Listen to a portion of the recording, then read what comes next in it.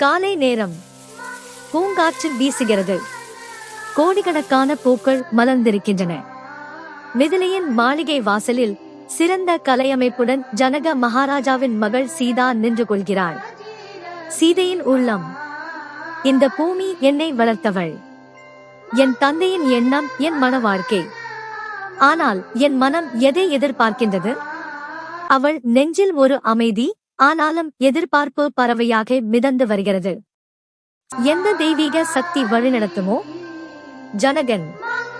சீதே, உனக்கு இன்று யாகம் நடக்கும். விருந்தினர் வருகை தருவார்கள். சிவதனுஷ் சண்டையை எதிர்பார்த்ததும். ஜனகன். இந்த உலகத்தில் சிவபெருமான் அருளிய தனுஷை யார் தூக்கும் என்பதை அறிய விரும்புகிறேன். அதனை தூக்கும் வீரனே என் மகள் சீதையின் கணவராவார். சபையில் நிசப்தம், அதிர்ச்சி, ஆச்சரியம்.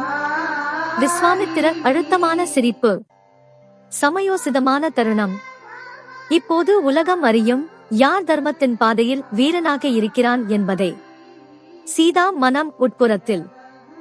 யார் அந்த இளவரசன்? ராமரின் மனதில். நீ என்னை பார்த்த இந்த தருணங்கள். வில்லை உடைக்கும் தருணம். மிதிலையின் பொன் மண்டபம்.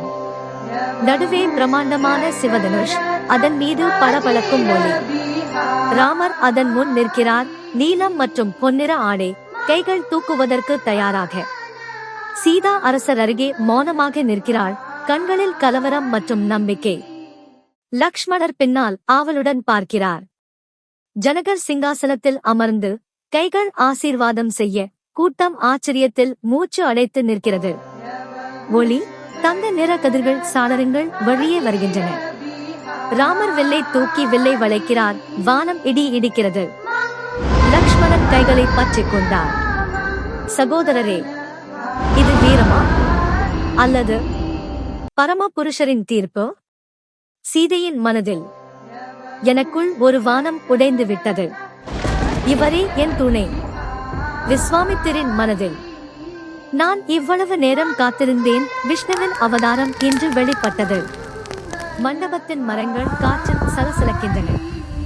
தர்மம் வென்றது.